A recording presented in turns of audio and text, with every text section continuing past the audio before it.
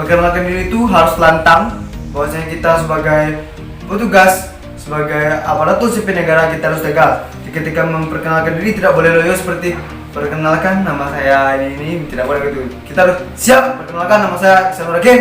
Harus seperti itu, harus lantang karena salah satu ketegasan kita itu dari suara. Bagi yang tidak memiliki bela diri dan tidak bisa melakukan PBB, masih ada harapan untuk lulus menjadi PNS Kementerian Hukum dan HAM. Bagi yang tidak memiliki bela diri, coba untuk melatih PBB dengan benar, karena itu juga bisa sebagai salah satu penunjang bagi yang mengikuti tes, itu sebagai penunjang nilai tersebut.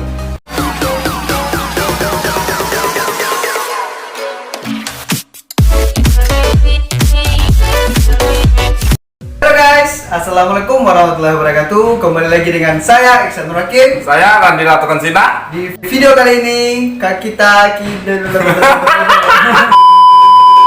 guys, assalamualaikum warahmatullahi wabarakatuh. Kembali lagi dengan saya Iksan Nur Hakim. Saya Randi Latukan Sina. Di video kali ini kita akan berbagi pengalaman tentang PFK dan wawancara di Kementerian Hukum dan HAM. Sebelum lanjut ke videonya, bantu aku like, comment, and subscribe dan share ke teman-teman semua agar kami lebih semangat lagi membuat video selanjutnya. Oke, saksikan video kali ini. Oke guys, sebelum kita lanjut tanya jawab tentang pengalaman PFK dan wawancara, kita minta dulu Pak Ihsan ini untuk menceritakan pengalamannya tentang PFK dan wawancara. Pak Ihsan, bagaimana sih rangkaian pengalaman Pak Ihsan ini tentang PFK dan wawancara? Oke, saya akan mencoba menceritakan rangkaian pengalaman saya tentang tes PFK dan wawancara. Dimana PFK itu adalah pengamatan fisik dan keterampilan. Sebelum kita melaksanakan tes tersebut, panitia beberapa hari sebelum melaksanakan tes sudah diumumkan jadwal untuk melakukan tes dan apa-apa saja yang akan dibawa dan jam berapa kita harus datang dan di kantor wilayah masing-masing. Pada saat itu saya, Pak Randi, mendapatkan jadwal harus datang jam 7 ke kantor wilayah dan harus berkumpul dan harus registrasi dulu karena takut adanya joki. Bahwasanya sekarang banyak yang joki yang bukan dia yang ikut tes tapi dia yang melaksanakan tes tersebut. Dan hal yang pertama yang dilakukan yaitu kita harus memakai baju hitam putih, baju kemeja putih dan celana hitam, dan membawa kaos putih dan celana pendek putih seperti tes semata kemarin. Dan di saat sebelum melakukan tes tersebut ada rangkaian yang harus kita turutin. Yang pertama itu registrasi dan pencocokan identitas, bahwasanya memang kita yang melakukan tes tersebut. Dan yang kedua pengukuran tinggi badan dan berat badan. Yang ketiga baru kita melakukan pengamatan fisik memasuki ruangan yang tertutup untuk pengecekan fisik kita. Jadi sebelum memasuki ruangan tersebut kita diminta mengganti atau membuka pakaian dengan baju kaos polos putih dan celana pendek putih. Dan setelah memasuki ruangan tersebut kita diminta untuk membuka baju dan celana pendek putih tersebut atau setengah bugil atau hanya pakaian celana dalam saja. Dan yang diperiksa yang pertama itu adanya tindik, dan yang kedua adanya tato di badan kita dan pengamatan fisik lain, contohnya seperti adanya luka bakar, adanya luka habis kecelakaan atau patah-patah. Itu akan mengurangi nilai PFK dan wawancara kita nantinya.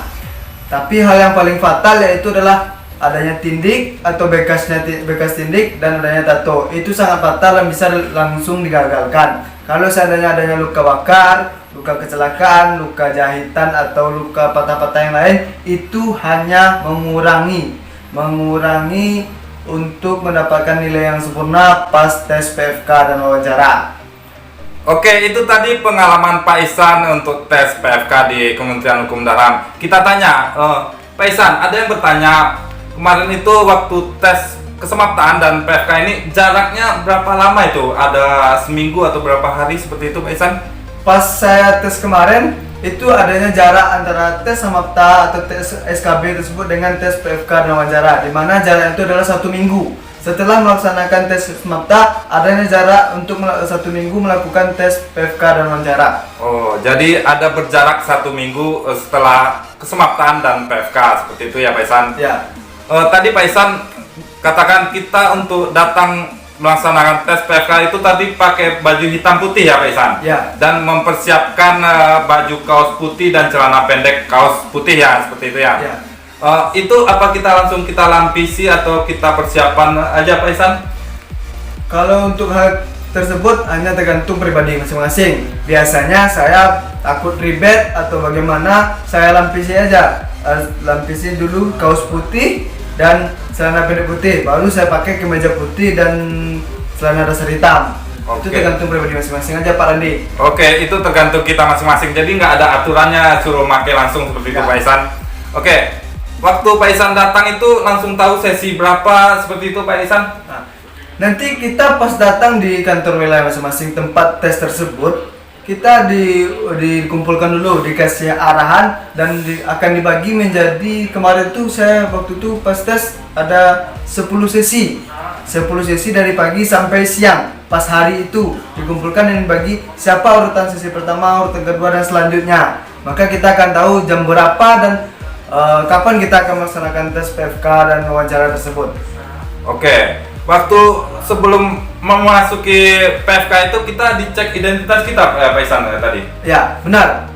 Itu gunanya pengecekan identitas kita karena banyaknya joki di mana dia yang mengikuti tes, tapi dia yang tampil untuk tes gitu. Jadi takutnya makanya dicek identitas seperti KTP dan kartu ujian tersebut agar bahwasanya benar-benar kita yang melakukan tes tersebut oleh panitia. Makanya harus ada pengecekan identitas seperti itu Pak Randi. Oke, sebelum tadi kata Pak Ihsan katanya kita disuruh untuk mengganti baju kita menjadi baju kaos dan celana pendek putih seperti itu. Itu untuk tes PFK ya Pak Ihsan. Iya. Nah, itu sebelum itu kata tadi Pak Ihsan mengukur tinggi badan juga ya? Ya, sebelum kita melakukan PFK memasuki ruangan tersebut, kita akan dilaksanakan pengukuran tinggi badan dan berat badan untuk menyesuaikan kembali seperti tes yang di awal, itu ada pengukuran tinggi badan dan berat badan. Baru kalau seandainya kita cuman melakukan penegasan bahwasanya memang kita telah memenuhi syarat untuk melakukan tinggi badan dan berat badan, baru bisa melakukan pengamatan fisik tersebut. Oke, jadi di pengamatan fisik ini ada pengukuran tinggi badan dan berat badan lagi ya Pak Ihsan? Ya. Jadi kita waktu tes PFK itu sendiri-sendiri Pak Ihsan atau berkelompok per sesinya bagaimana Pak Ihsan? Pas seperti saya katakan seperti tadi, bahwasanya kita akan dibagi per sesi dan satu sesi itu adanya 10 orang. Jadi kita sebelum memasuki ruangan tertutup untuk melakukan PFK tersebut, kita dibagi menjadi beberapa sesi dan yang dimasukkan itu ada 10 orang. 10 orang per sesi yang berurutan seperti nomor ujian tersebut. Oke, jadi kita tes PFK itu per sesi kita dan per satu sesi kita itu 10 orang ya Pak Ihsan seperti itu ya. Tadi Pak Ihsan bilang kita memasuki ruang tertutup itu ada tim pengujinya apa cewek apa cowok seperti itu Pak Ihsan? Dia ada 2 bagian, ada yang khusus cewek dan ada yang khusus cowok. Di mana yang mengetes itu adalah tim kesehatan di lingkungan Kementerian Hukum dan HAM. Oke. Tergantung di kanwilnya masing-masing dan jangan pernah berbohong karena dia akan mengetahui bahwasanya seandainya kita bilang, oh ini bukan bekas tindik, cuman adanya tanda lahir atau adanya kecelakaan atau bagaimana, dia akan tahu. Kalau memang adanya bekas tindik, bagus bilang. Kalau memang hanya sekedar itu bahwasanya hanya kebawaan lahir atau adanya kecelakaan, bilang, dia akan tahu dan itu tidak akan mengurangi nilai atau bagaimananya. Oke, jadi kalau buat teman-teman yang ada tanda lahirnya di telinga seperti itu nggak masalah ya Pak Ihsan, itu ada tim pengujinya dari kesehatan itu pasti lebih tahu Ya. tim kesehatan kita ya Pak Ihsan. Ya, seperti itu. Jadi buat teman-teman yang merasa ada tindik tapi tidak bolong di telinganya, jangan takut, tetap mengikuti tes saja karena di waktu seleksi itu panitia kita adalah dari tim kesehatan di Kementerian Hukum dan HAM, pasti lebih tahu mana yang bekas tindik atau tanda lahir seperti itu ya Pak Ihsan. Ya. Jadi intinya tes PFK itu adalah pengecekan tato dan tindik ya, seperti itu ya Pak Ihsan? Ya. Apakah ada pengecekan lain selain tato dan tindik Pak Ihsan, kayak seperti pengecekan mata? Kita ada teman-teman kita yang bertanya ada pengecekan mata minus apa buta warna seperti itu di tahun 2017 ini Pak Ihsan? Oke, sesuai pengalaman yang pernah saya alami, di mana di tahun 2017 tersebut hanya cuman pengecekan tindik dan tato. Yang pengecekan minus mata atau buta warna dan hal-hal yang ambeien atau yang lainnya itu tidak ada. Di tahun yang saya tersebut cuman lebih fokus kepada tindik dan tato. Kalau seandainya adanya bekas patah atau bagaimana, itu cuman untuk mengurangi nilai, bukan salah satu syarat untuk menggagalkan. Itu cuman adanya pengurangan nilai bagi pengamatan fisik kita. Untuk pengecekan gigi Pak Ihsan, apakah ada di waktu itu? Waktu itu tidak adanya pengecekan gigi, cuman lebih fokus ke tindik dan tato saja. Tidak ada pengecekan gigi, baik itu adanya gigi yang bagaimana, tapi lebih fokus pada tindik dan tato. Itu di tahun 2017. Oke. Tindik itu di lidah kita juga dilihat waktu itu Pak Ihsan? Ya, tindik itu di bagian manapun, kalau ada bekas tindik seperti ada di telinga, di lidah, di hidung atau dimanapun, itu akan menjadi bekas tindik dan bisa mengagalkan kita melewati tes PFK dan wawancara.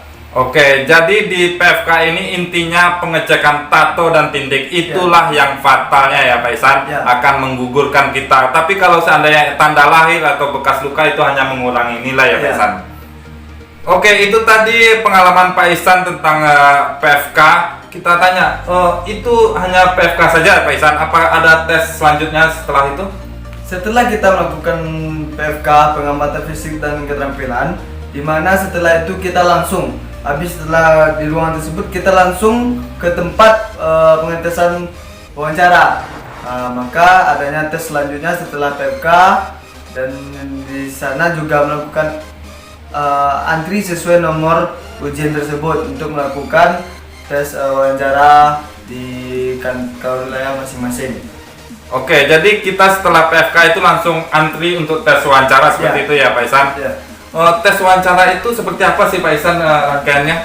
Tes wawancara itu sebenarnya hal yang simpel. Karena apa? Karena kita cuma diberi beberapa pertanyaan, diberi beberapa clue untuk menjawab seperti itu. Contohnya misalnya seperti pas saya wawancara tersebut, saya dipanggil, nomor saya dipanggil dan diarahkan pada meja mana kita akan melakukan wawancara. Dan pas waktu itu, sebelum itu kita ditanya, disuruh perkenalkan diri dulu. Perkenalkan diri itu harus lantang, bahwasanya kita sebagai petugas, sebagai aparatur sipil negara, kita harus tegas. Ketika memperkenalkan diri tidak boleh loyo seperti perkenalkan nama saya ini, tidak boleh gitu. Kita harus siap, perkenalkan nama saya Ihsan Nurakin, harus seperti itu, harus lantang, karena salah satu ketegasan kita itu dari suara. Dan sebelum melakukan itu, kita nanti akan dinilai kesopanan kita, dimana sebelum disuruh duduk jangan duduk dulu. Dan ingat, jangan duduk dulu. Sebelum disuruh duduk jangan duduk, karena itu adalah salah satu penilaian kesopanan kita terhadap pimpinan kita nanti. Oke, itulah salah satu rangkaian tes wawancara ya Pak Ihsan. Tadi kita dipanggil ke ruangan wawancara, itu ada berapa penguji di dalam ruangan itu Pak Ihsan? Setiap orang ada 2 penguji, dan ada 5 meja dan ada 10 penguji. Tapi setiap orang itu akan diuji oleh 2 orang, pimpinan, baik itu KUPT atau dari Kanwil tersebut. Oke, jadi ada 2 penguji pewawancara yang akan menanyakan kita seperti itu ya Pak Ihsan. Jadi tipsnya sebelum kita memasuki ruangan itu, sebelum kita duduk, sebelum disuruh duduk, kita jangan duduk dulu ya Pak Ihsan, seperti itu ya. Tadi apa-apa saja yang ditanyakan di tes wawancara itu Pak Ihsan? Pas waktu saya melakukan tes wawancara tersebut, ada beberapa pertanyaan seperti tentang keagamaan. Yang pertama tentang kewarganegaraan, yaitu tentang Pancasila, dan tentang pengetahuan-pengetahuan lain. Contohnya waktu itu saya disuruh, ada nggak saudara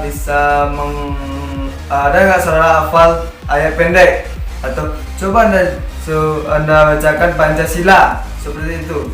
Contoh-contoh pertanyaannya. Dan yang pertama misalnya dia menanya, apa tujuan dan motivasi saudara untuk menjadi aparatur sipil negara di Kementerian Hukum dan HAM menjadi Pususpas? Itu harus jawabannya singkat, padat, jelas.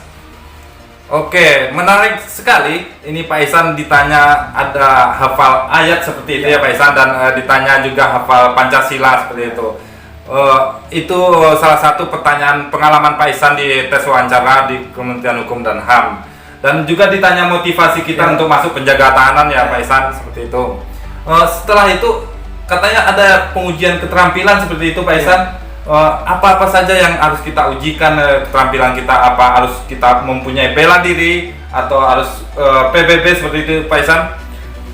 Oke, setelah melakukan pelaksanaan wawancara tersebut, dari beberapa pertanyaan yang telah kita jawab, nanti akan ditanya bahwasanya kita memiliki bela diri atau tidak.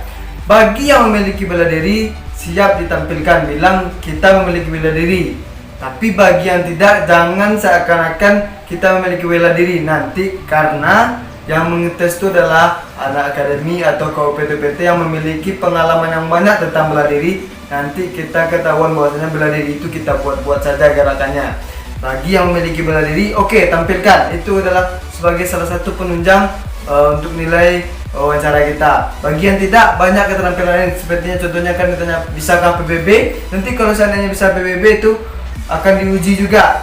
Kalau seandainya PBB-nya bagus, itu juga menjadi salah satu penunjang nilai bagi yang mengikuti tes. Oke, jadi waktu tes kemarin Pak Ihsan ditampilkan bela diri seperti itu ya Pak Ihsan, dan juga ditampilkan PBB ya. Ya. Bisa tunjukkan nggak sedikit bela diri yang Pak Ihsan tampilkan waktu tes kesempatan itu? Oke, saya akan menunjukkan bagaimana gerakan-gerakan yang diminta oleh penguji, yaitu pertama gerakan dasar di bela diri. Sebelum diminta gerakan itu, dia bertanya apakah ada pernah mengikuti perlombaan seperti adanya Porda, Poprov dan lainnya, apakah ada sertifikatnya. Maka itu akan diajukan kepada penguji kita untuk memastikan bahwasanya kita benar-benar memiliki bela diri dan melakukan gerakan seperti yang diinginkan, yaitu gerakan dasar dan jurus. Itu adalah salah satu memastikan bahwasanya kita memiliki bela diri tersebut. Oke, bisa tunjukkan kita sedikit bela diri kemarin waktu itu Pak Ihsan? Oke, siap. Saya akan menunjukkan bahwasanya gerakan dasar pas melakukan tes tersebut. Oke, kita lihat aja gerakan dasar bela diri dari Pak Ihsan. Guys, saya akan mempraktekkan apa yang diuji pas tes wawancara tersebut. Cuman di sini saya akan melakukan gerakan dasar karena ruangan yang terbatas. Oke. Vertical joy.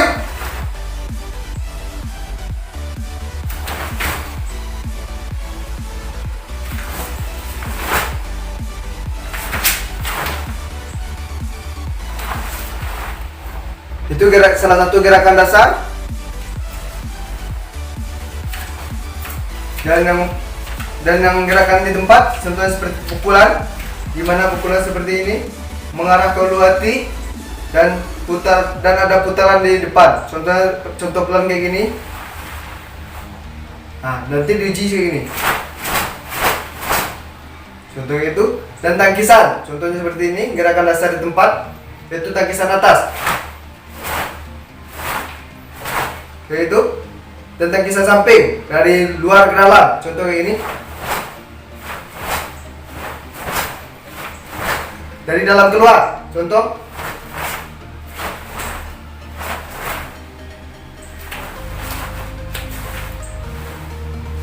Itu adalah salah satu gerakan dasar yang diuji pas saya lakukan tes wawancara tersebut. Oke, sekian. Terima kasih.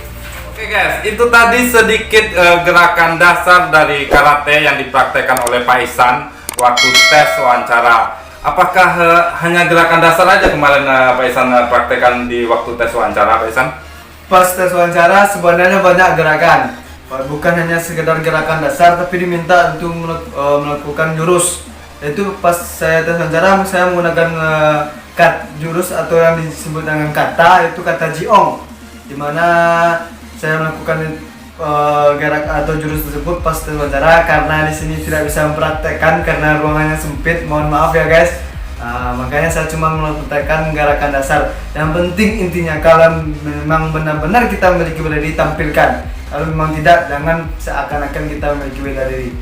Oke, seperti itulah. Kalau emang kita memiliki bela diri, kita tampilkan di tes wawancara itu ya. Tapi kalau emang tidak ada bela diri, jangan sampai kita mengada-ngada memberitahu bahwa kita mempunyai bela diri. Karena nanti yang penguji kita juga bela diri seperti itu ya Pak Ya. Ihsan. Oke, itu tadi bela diri yang ditunjukkan Pak Ihsan. Selain bela diri, apakah Pak Ihsan menunjukkan PBB seperti itu Pak Ihsan? Ya, pas saya tes wawancara, saya juga diminta apakah bisa saudara melakukan PBB, maka saya jawab ya dan akan dites. Dan saran saya, pesan saya terhadap yang mau tes mengikuti tes Samapta, tes PFK dan wawancara selanjutnya, bagi yang tidak memiliki bela diri, coba untuk melatih PBB dengan benar, karena itu juga bisa sebagai salah satu penunjang bagi yang mengikuti tes, itu sebagai penunjang nilai tersebut. Oke, jadi pasti itu selalu ditanya oleh penguji, kita mempunyai bela diri atau PBB seperti itu ya Pak Ihsan. Kalau kita mempunyai bela diri dan PBB, kita harus menunjukkan di depan pewawancara seperti itu ya Pak Ihsan. Ya. Jadi kalian kalau yang tidak mempunyai bela diri, minimal kalian mempunyai keterampilan PBB seperti itu ya Pak Ihsan. Ya. Kalian latihlah gerakan PBB kalian seperti itu, gerakan-gerakan dasar, ya, gerakan yang benar seperti itu ya Pak Ihsan. Ya. Pak Ihsan, ada yang bertanya, keterampilan bela diri ini atau keterampilan PBB ini, apakah kita harus diwajibkan mempunyai keterampilan bela diri dan PBB ini? Kalau seandainya kita tidak mempunyai keterampilan bela diri dan PBB itu, apakah kita tidak berpotensi untuk lulus tes CPNS di Kementerian Hukum dan HAM ini?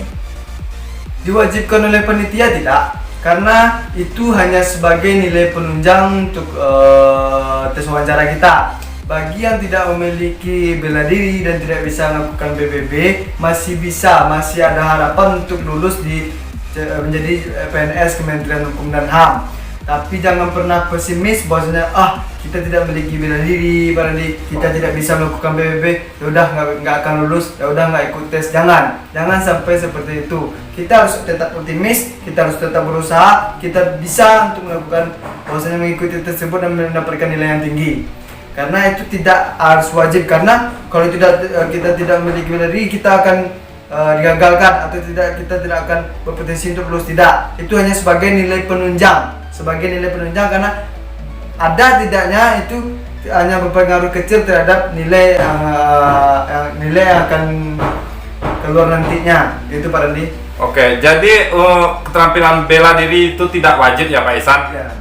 Itu hanya untuk nilai tambah kita. Keterampilan bela diri itu untuk nilai tambah kita, dan keterampilan PBB itu juga nilai tambah kita agar lebih tinggi di tes pengamatan fisik dan wawancara seperti itu ya Pak Ihsan. Kalau kalian yang tidak mempunyai keterampilan bela diri atau PBB, kalian tidak usah takut atau tidak usah pesimis seperti itu ya Pak Ihsan.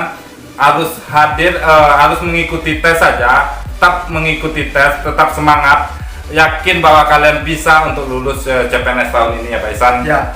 Oke, itu tadi pengalaman Pak Ihsan waktu tes pengamatan fisik dan wawancara. Kita minta Pak Ihsan ini, apakah ada tips untuk teman-teman kita yang akan mengikuti tes SKB pengamatan fisik dan wawancara Pak Ihsan?